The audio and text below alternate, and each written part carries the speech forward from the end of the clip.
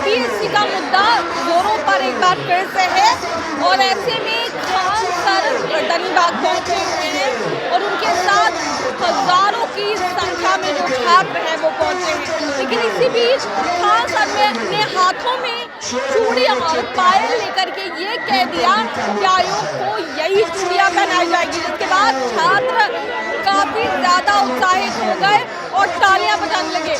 वो वीडियो हम आपको दिखाते हैं किस तरीके से जो खान सर हैं वो जब हाथों में चूड़ियां लेते हैं और इसके अलावा उन्होंने सरकार पर भी निशाना साधा है। क्या कुछ कहते नजर आए हैं, आइए आपको सुनाते हैं।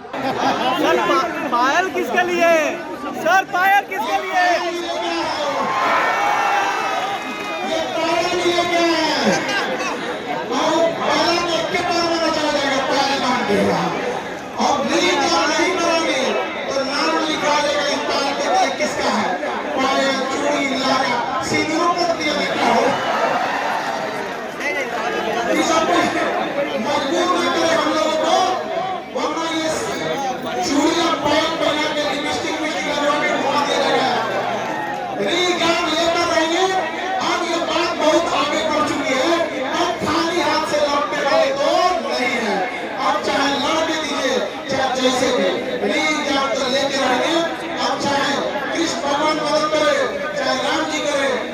परशुराम जी करें कि नहीं एग्जाम तो लेके रहेगा और सबके मदद का तरीका अलग है वाली, सबके मदद का तरीका अलग अलग है।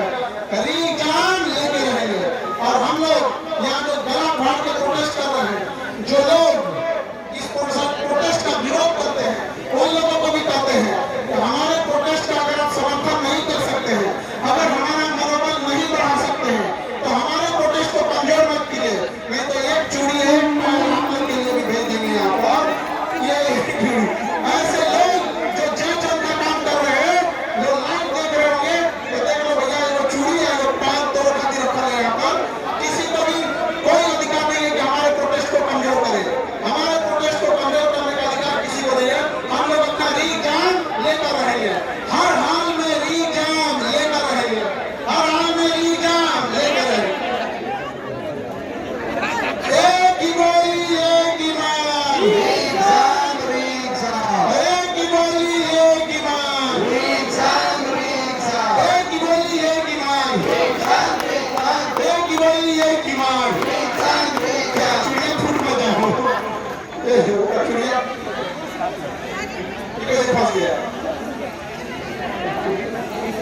दोनों एक साथ जाना चाहता है।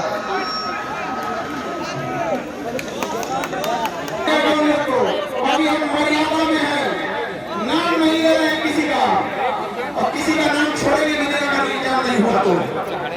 समझना है कि नहीं? किसी का मतलब किसी का, किसी का मतलब किसी का, किसी का मतलब किसी का। समझ रहे ना? हम मर्यादा में हैं, हमारे लिए सबकी इज्जत है, सबका नाम हमने मर्यादा से लिया। लेकिन अगर री-एग्जाम नहीं होगा तो फिर हम लोग किस काम में मर्यादा रखेंगे?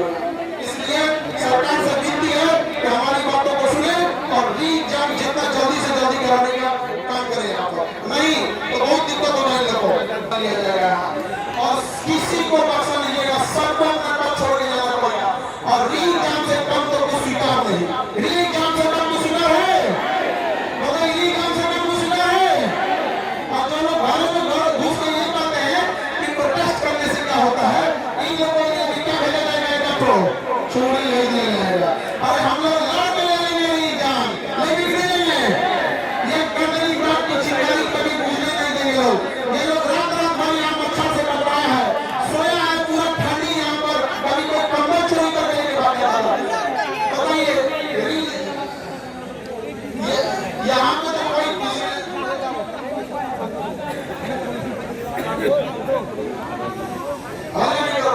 अभी बीपीएससी मेरा नीचे से ऊपर तक भ्रष्ट है, नीचे से ऊपर तक। बीपीएससी ये डेटा जारी करती है कि कौन कितना नंबर पाया है, ये भी डेटा जारी करती है बीपीएससी कि कौन माइनस में पा गया है। लेकिन बीपीएससी डोमेसाइल का डेटा कौन जारी करेगा? डोमेसाइल वाला वो जारी नहीं कर रहा है टीआरई एग्जाम में, बीपीएससी टीचर वाले एग्जाम में डोमेसाइल रिजल्ट डाटा जारी नहीं कर रहा है, सप्लीमेंट्री रिजल्ट नहीं दे रहा है। सप्लीमेंट्री रिजल्ट में क्या होता है, सेम नंबर 2 लोग अगर पाए हैं, सेम नंबर 2 लोग पाए हैं, तो टीचर में क्या है कि कोई जूनियर क्लास के लिए सेलेक्ट हुआ है, सीनियर के लिए भी हुआ है, तो सीनियर वाले ज्वाइन कर लेता है और जूनियर क्लास को छोड़ देता है। तो जो सेम नंबर पाया है उसको जूनियर वाले में भेजेंगे ना, तो एक बार ना उसमें हमारा रिश्तेदार लोग जाएगा, सप्लीमेंट्री रिजल्ट में हो जाएगा, रिश्तेदार लोग जाएगा। ये शिक्षा मंत्री जी, आप तो आईपीएस रहे हो, हमारे शिक्षा मंत्री सुन लीजिए ना, तो आईपीएस रहे हैं, आईपीएस छोड़ के और सप्लीमेंट्री रिजल्ट देने में आप जैसे अधिकारी अगर देर करेंगे तो नेता लोग को तो वैसे ही कुछ बुझाता नहीं है, सप्लीमेंट्री मैंने बोल दिया था, पहले सप्लीमेंट्री लिखिए पाएगा कि नहीं पाएगा, तो बताइए इन लोगों को सप्लीमेंट्री रिजल्ट देना चाहिए। जिन बच्चों का बीएड और डीएलएड, जिन बच्चों का बीएड और डीएलएड इस साल कंप्लीट हो रहा है, उन्हें भी मौका दिया जाना चाहिए, क्योंकि वो जून में सर्टिफिकेट उनका कंप्लीट हो जाएगा, वो बनने का मौका दो। अब बताइए हम लोग के यहाँ ना फैक्ट्री है, ना कोई संसाधन है, एक नौकरी बचल है, ओके मनुआ चोर बेच देगा तो क्या करेगा आदमी। मानू ने किसको मारा है, सोनू को, याद रखिएगा, मार्क्स नहीं दिया जाएगा किसी को, क्यों सर? सिर्फ सोनू को नहीं, उसके पूरे परिवार को मारा, क्योंकि वो माँ जिसका बेटा चला गया, वो माँ जिसका अधिकार चला गया, वो सबकी हत्या करेगी इस मौके। हम तो उस सोनू के घर गए थे, सोनू की दादी थी, उनका आवाज ही नहीं निकल रहा, उनकी माँ, उसकी बहन सब, जब अर्थी उठा ना, अर्थी उठा तो ऐसा लगा कि मतलब आपको क्या बताएं, कभी सोचे नहीं थे कि जीवन में इतना कुछ देखना पड़ेगा। उसकी बहन सब का रही थी सब, क्योंकि उसका दूसरा कोई भाई नहीं है सोनू का, उसकी बहन का रही थी सब, केकरा भरोसे छोड़ के गई है भैया, केकरा भरोसे।